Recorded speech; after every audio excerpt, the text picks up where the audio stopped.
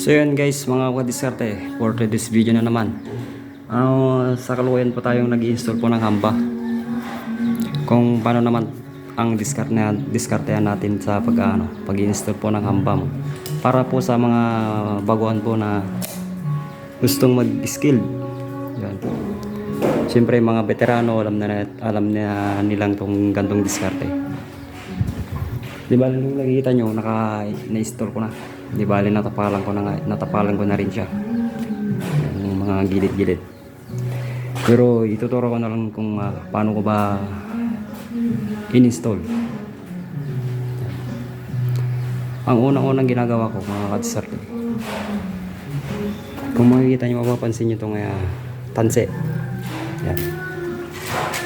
Bawat dito sa may gilid at saka dito nakalebelado na to. Yan mga nakalebelado na yan. Tapos ito yung aking marking. Pag tumapat na yung aking marking dyan, tapos dito sa kabila, yan, kung kita yung nakatapat po yung aking marking dito sa may tanse, ibig sabihin lebelado na yan. Pero kung ilang mula doon sa taas, ang sukat nito mula dito sa may marking 90. Yan, 90. Tapos sumuka din tayo dito mula doon sa taas rin. Tapos mula dito 90 rin. Para makuha natin yung level, para hindi po mahirapan yung pag kayo nag-install. Kasi mayroon ka ng pagbibisahan sisilipin mo lang ganyan, nakatapat na. Kung di yung lelevelin mo pa sa dulo-dulo. Pag ganyan na, nakatapat ng ganyan. Tapos pag nakatapat ng ganyan, kukunin natin yung hulog niya. Yan. Kung mapapansin nyo, naglagay na ako ng brace ng ganito. Kasi itong wall dating may palitada na. Kasi itong wall na to nakahulog kasi tiwala ko dito, kasi ako mismo nagpalitada dito. Itong wall, ang ginawa ko na lang, kung makikita nyo yan, ito may stopper na ako dito. Ito po yung aking stopper sa tataas at saka dito sa baba. Ito yan, di bale niyan na ang king guide. Dito rin sa kabila, yan, ito yung guide. Tsaka doon nakuha na natin yung hulog niya. Yan. Tapos itong aking mortal naman na to, dapat parehas din ang sukat. Tingnan yan, nasa uno yan. Nasa 1. Yun, nakatapat po yung sa 1 cm. Tapos dito sa kabila dapat parehas. Yan. So, nakatapat po yung 1 cm. Okay.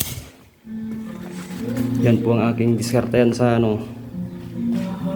pag-install ng hamba. Kasi malaki tong hamba. Main door kasi ito 125 ang lapad nito.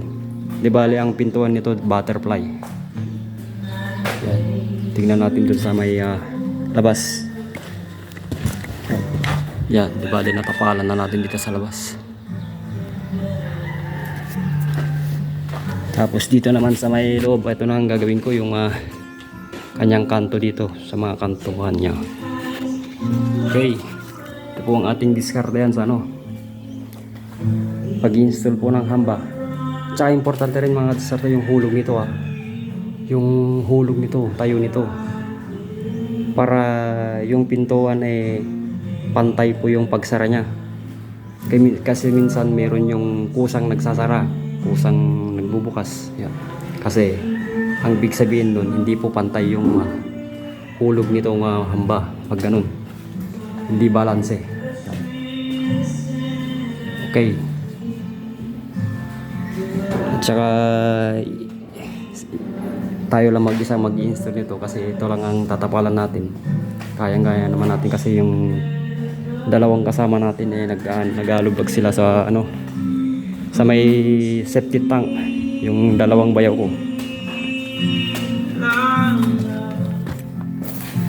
Yo! Kayang-kaya? Dali! Ay, baling mga asawa nyo. Forman. Rob!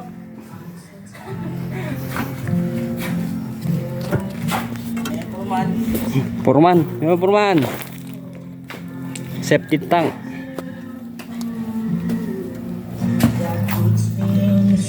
Okay po, yun na mo. Maraming salamat po sa inyong panonood sa ating videos. Medyo na unti-unti na rin natin napalitadaan po dito sa loob. Ito po yung unang install natin nung hamba. Yan, yung dalawa. Ito po. Yan, ito yung install natin na hamba. Tsaka ron. Malapit na po matapos yung video dito sa loob. Yan na lang yung poste. Tapos isang poste na lang doon. Doon.